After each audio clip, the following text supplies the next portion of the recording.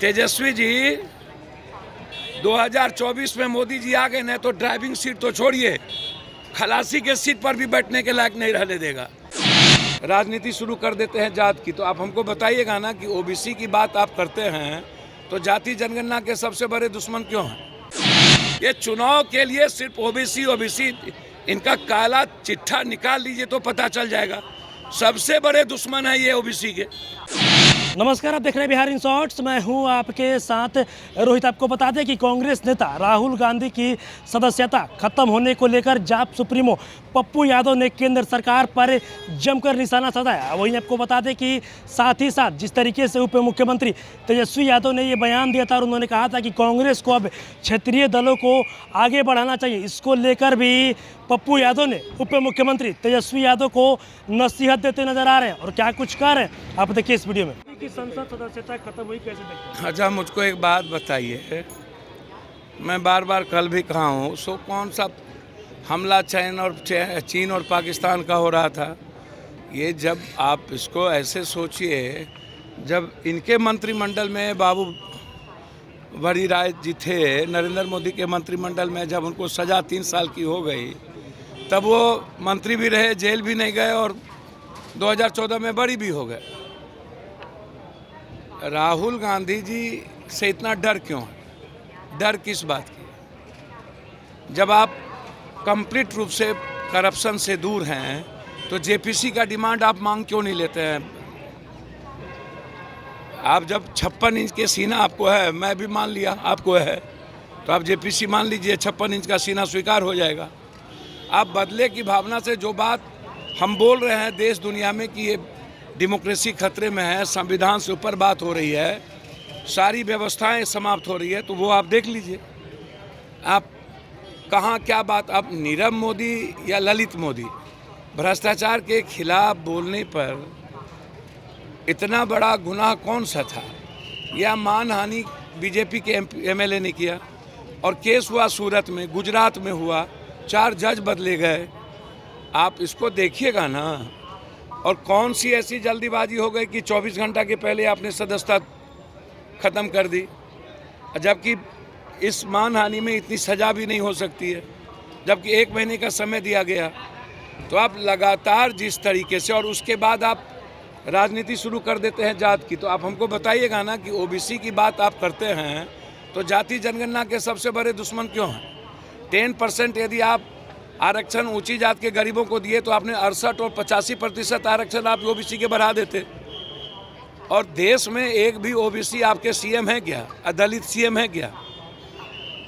आप प्रमोशन में देख लीजिए या बड़ी बड़ी यूनिवर्सिटी में आप एडमिशन को देख लीजिए, या डिप्टी डायरेक्टर में एक भी ओबीसी नहीं लाए। आप इतने दिनों के अंदर एक भी सेक्रेटरी आपने ओबीसी दलित नहीं दिया।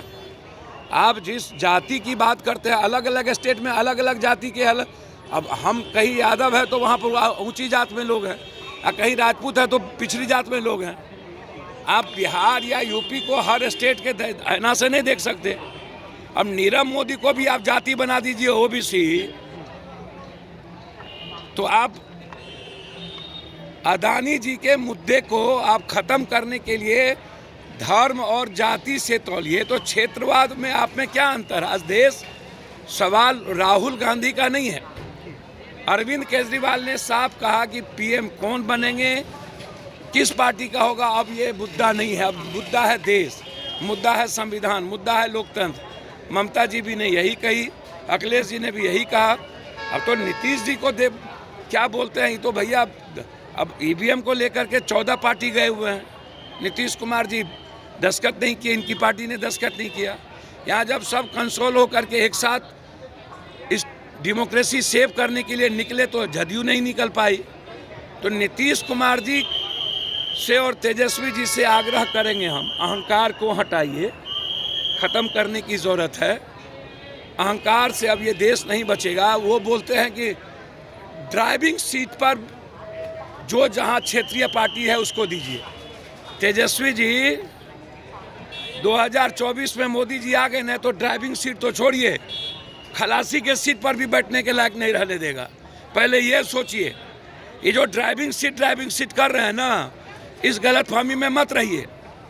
पहले एक होइए और बचाइए इस डेमोक्रेसी को, दलितों को, कमज़ोर तबके के लोगों को। आप बचाइए महंगाई पर, बचाइए आप फार्मर्स को।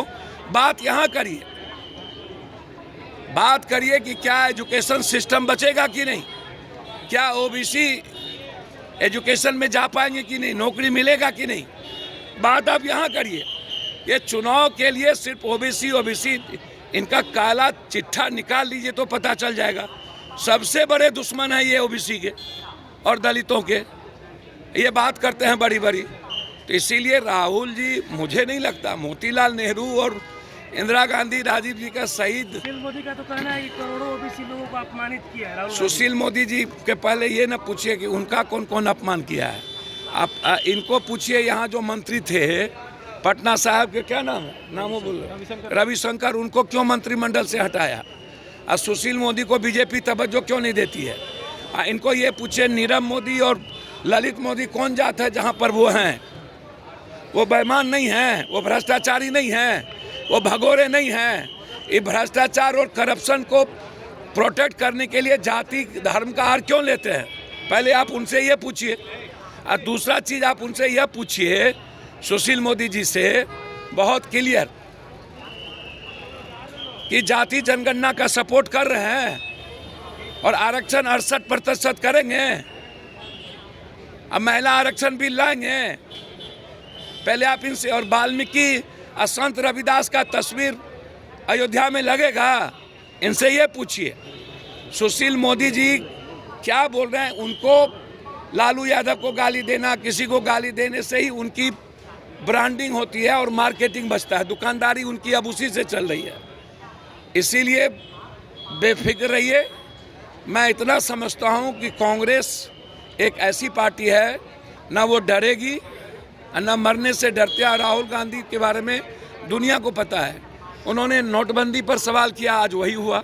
जीएसटी पर किया, वही हुआ। फार्मर्स पर किया, वही हुआ। मोदी के सवाल उठाए, वही हुआ। आप बेरोजगारी पर सवाल उठाया, वही हुआ। जिन मुद्दों पर राहुल गांधी ने सवाल उठाया, जवाब आप उसका दीजिएगा ना। महंगाई पर, फार्मर्स का क्या हुआ, आपने लाया यूएस मंडी सिस्टम, जिसके चलते आप चुनाव जीत गए। आप लाए बेरोजगारी पर कोई चर्चा। मोदी पर आप कोई बात लाते हैं, अदानी पर, तो अदानी जी पर आप बात करिए। आप देश को कहाँ कहाँ अनरिस्पेक्ट किए, उस पर बात करिए।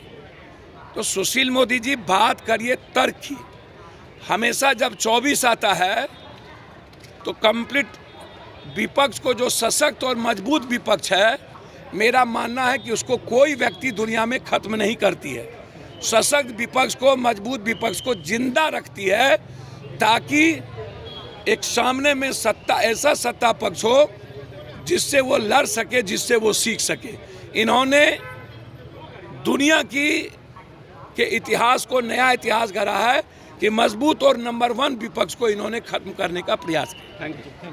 तो अभी आपने देखा, जाप सुप्रीमो पप्पू यादव ने केंद्र सरकार पर निशाना साधते हुए साफ साफ कहा है कि भारत और चीन का युद्ध हो रहा था क्या, जो इतना जल्दी में राहुल गांधी की सदस्यता खत्म कर दी गई। और वहीं आपको बता दें कि तेजस्वी यादव के बयान को लेकर साफ साफ कहते दिख रहे पप्पू यादव ने साफ साफ कहा है कि अगर अपना घमंड तेजस्वी यादव नहीं छोड़ते हैं तो अगर 2024 में फिर से बीजेपी की सरकार बनती है तो ड्राइविंग सीट तो दूर, खलासी बनने के लायक भी तेजस्वी यादव नहीं रह जाएंगे। और भी क्या कुछ कह रहे थे पप्पू यादव, अपने इस वीडियो में देखा। बस इसी तरह की तमाम खबरों के साथ आप मेरे साथ जुड़े रहें। तब तक के लिए धन्यवाद।